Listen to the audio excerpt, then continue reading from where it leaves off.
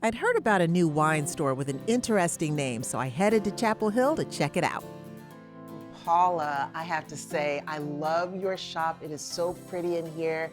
And I am intrigued by the name of your store, Rocks and Acid. Rocks and Acid. What's behind the name? So Rocks and Acid are the two most important things about wine for me. And the name Rocks and Acid just popped in my head.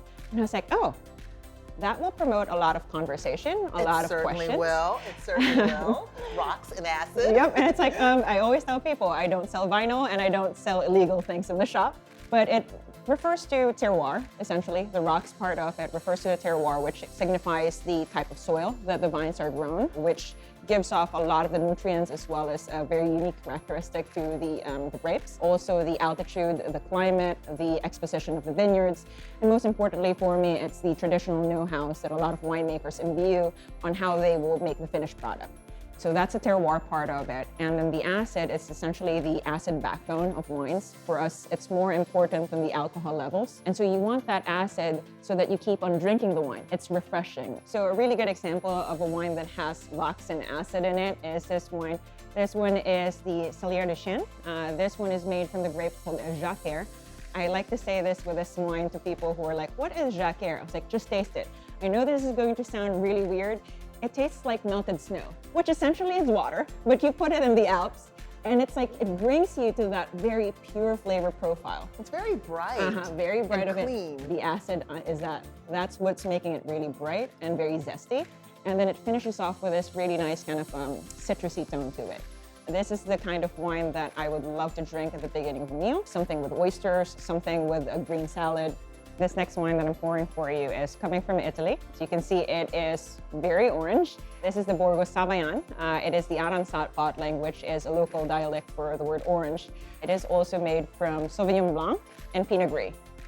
Paula told me her interest in cooking was spurred by watching the Food Network while growing up in the Philippines, but her parents wanted her to be a doctor. I really wanted to be in food for even when I was younger, but my dad was like, no. You have to get a real degree. I've heard that before. Yeah. And so I was like, what would be something that I can do that had the least credits of math and sciences? Okay, let's do communications, marketing, PR. Got my degree. Can I go, can I cook now? After graduating, she applied to the Culinary Institute of America in Hyde Park, New York. My professor was like, you have an aptitude for wine. Do you want to pursue this? I never really thought about it as a profession. I never thought that sommeliers were a thing. I transferred and did more wine credits. And then after graduation, I ended up here in North Carolina and worked for Barrington Village. So Barrington has this massive wine list. And it was like almost like a Bible. And I just love learning about the different producers, the different grapes, the different regions. At a certain point, it wasn't just about what's in the bottle. It became, where is it from? What's the history?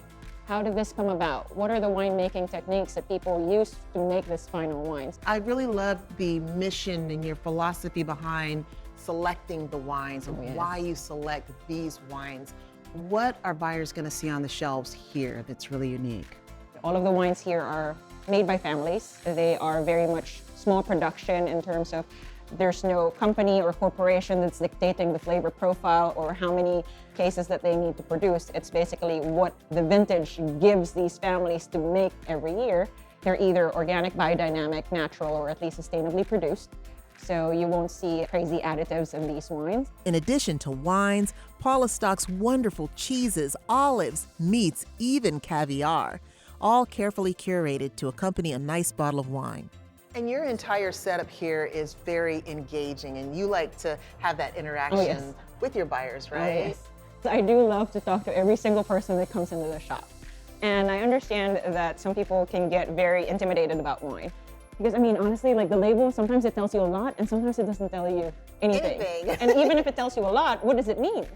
I love that someone who's interested in that doesn't have to necessarily do all of the research themselves. I've done it for them. You've done it. Yes. Cheers.